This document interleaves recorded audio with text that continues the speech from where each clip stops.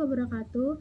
Perkenalkan, nama saya Aprina Radiarni. Saya mahasiswi Fakultas Psikologi semester 4. Nah, di video ini saya akan membahas tentang rendah diri atau low self-esteem. Nah, sebelumnya teman-teman ada yang tahu nggak sih rendah diri itu apa? Rendah diri adalah perasaan di mana seseorang merasa dirinya lebih rendah dibandingkan orang lain. Nah, ketika kita berbicara tentang kegagalan, penolakan atau permasalahan hidup, tentu kita pernah mengalami yang namanya masa-masa sulit, seperti stres berlebih, takut, cemas, pesimis, hingga merasa putus asa. Nah, tapi pernah nggak sih kita kembali menyadari bahwa di dalam diri kita itu kita punya kemampuan loh, hanya saja kemampuan itu tertutupi, karena biasanya seseorang akan mengalami penurunan harga diri pada masa-masa sulit tersebut.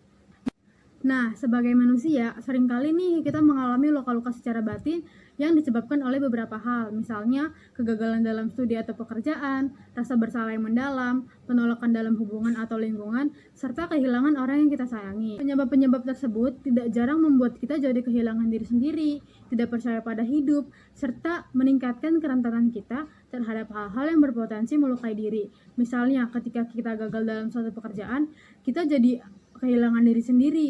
Yang tadinya kita orang yang semangat, ceria, optimis, ambisius. Jadi ketika kita gagal dalam pekerjaan ini, kita jadi murung, jadi hampir depresi atau jadi pendiam. Nah, itu yang dinamakan dengan kehilangan diri sendiri. Nah, misalkan juga kita mengalami penolakan dalam hubungan. Misalnya kita diputusin sama pacar, terus kita nggak terima nih, akhirnya kita mengalami kesedihan yang berlarut-larut. Akhirnya kita self-harm atau melukai diri sendiri dengan cara menyilet tangan demi mencari perhatian si pacar gitu. Psikologi ada yang dinamakan dengan sistem imun emosi, di mana istilah tersebut mendefinisikan mekanisme pertahanan tubuh kita untuk menjaga pikiran-pikiran negatif yang ditimbulkan akibat rendah diri beserta efek yang ditimbulkannya. Misalnya nih, ketika kita berhadapan dengan stres, pasti tubuh kita bakalan rentan kan terhadap penyakit. Nah, stres ini diketahui mempengaruhi kesehatan fisik maupun psikis. Lalu, apa sih peran sistem imun emosi di sini? Perannya adalah melindungi kita dari kerusakan yang disebabkan oleh pikiran-pikiran negatif tersebut, serta membantu kita membangun harga diri atau citra diri yang lebih positif. Dengan kata lain, level harga diri merupakan proyeksi kinerja dari sistem imun emosi manusia. Nah, artinya harga diri seseorang itu berbanding lurus dengan sistem imun emosi yang dimilikinya. Harga diri yang rendah membuat sistem imun emosi kita menjadi lemah dan rentan mengalami luka-luka psikologis seperti merasa rapuh, tidak berdaya, tidak tegas, menolak umpan balik positif, dan tidak mau menerima nutrisi emosi yang dibutuhkan. Mungkin beberapa dari kita pernah atau sedang mengalami penurunan harga diri. Bahkan ada loh yang mengalami tingkat rentanan yang sangat luar biasa, yang mengakibatkan dirinya menjadi tidak bahagia, tidak memiliki motivasi, tidak percaya diri, serta krisis identitas. Maka ingatlah, kita adalah manusia dengan segala kerentanannya. Oleh karena itu, hal yang perlu dilakukan adalah bagaimana cara kita mengetahui seberapa jauh tingkat kerentanan kita terhadap luka-luka psikologis tersebut yang diakibatkan oleh rendah diri. Nah, kita bisa ngajak teman atau orang yang kita percaya untuk saling membantu menyadarkan betapa pentingnya diri kita. Kita bisa mengajukan beberapa pertanyaan seperti, bagaimana hubunganmu dengan lingkunganmu, atau apa sih yang pengen kamu lakuin dalam hidupmu ini? Nah, dari jawaban-jawaban tersebut nih kita bisa menilai bagaimana persepsi kita terhadap diri sendiri, termasuk seberapa jauh kepercayaan kita terhadap diri sendiri. Salah satu hal yang perlu diterapkan agar kita tidak merasa rendah diri adalah berhenti membandingkan diri dengan orang lain. Dengan menerima kekurangan dan kelebihan yang ada dalam diri kita, kita bisa menjadi percaya diri dan tidak merasa rendah diri lagi.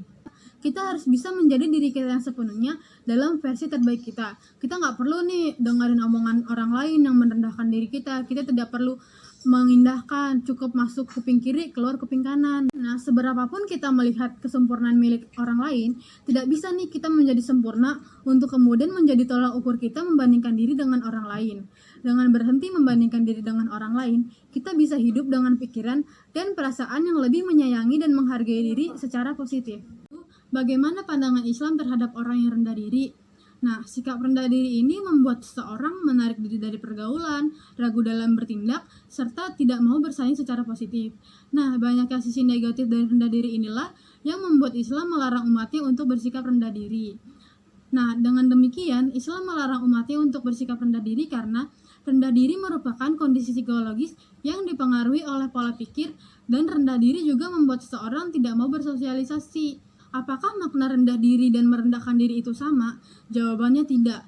Jika rendah diri bisa dikatakan dengan minder, sedangkan merendahkan diri sama dengan rendah hati. Jika rendah diri dilarang oleh Islam karena banyaknya sisi negatif, maka merendahkan diri justru dianjurkan dalam Islam. Seperti di dalam Quran surat Al-Imran ayat 139 dikatakan, "Janganlah kamu bersikap lemah dan janganlah pula kamu bersedih hati. Padahal kamulah orang-orang yang paling tinggi derajatnya jika kamu orang-orang yang beriman." Dari ayat tersebut, kita diingatkan untuk tidak bersikap lemah, tidak bersikap rendah diri, karena derajat kita itu tinggi di mata Allah. Dan dari surat Al-Isra ayat 37, di situ dikatakan, "Dan janganlah kamu berjalan di muka bumi ini dengan sombong, karena sesungguhnya kamu sekali-kali tidak dapat menembus bumi, dan sekali-kali kamu tidak akan sampai setinggi gunung." Nah, dari ayat tersebut, kita diingatkan untuk tidak bersikap sombong, yang artinya kita itu harus bersikap rendah hati atau merendahkan diri. Lalu, bagaimana sih agar kita tidak merasa rendah diri? Hal yang perlu dilakukan adalah, pertama adalah menghargai diri sendiri, kedua menyukai diri sendiri, tiga menerima diri apa adanya, dan bersyukur atas apa yang kita miliki. Jangan menghubungkan diri sendiri dengan kegagalan atau kesalahan di masa lalu.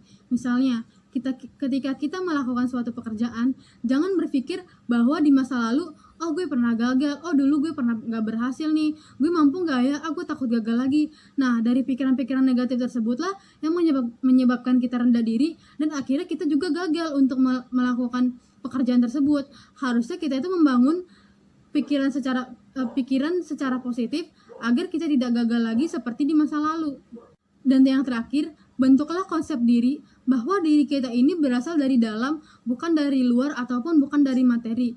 Jangan meracuni pikiran kita dengan berkata, "Aku ini memang bodoh, ini nggak mungkin untuk kulakukan," atau "Ya udahlah, gue emang kayak gini, gue nggak bisa apa-apa." Pikiran-pikiran tersebutlah yang merusak diri kita dan menyebabkan kita rendah diri. Nah, dari langkah-langkah tersebut kita bisa nih melakukan itu agar kita tidak lagi merasa rendah diri, teman-teman. Nah, sekarang teman-teman udah pada tahu kan gimana nih caranya mengatasi rendah diri. Terus apa aja yang harus kita lakuin? Kalian bisa kok ikutin langkah-langkah yang udah aku jelasin di video ini.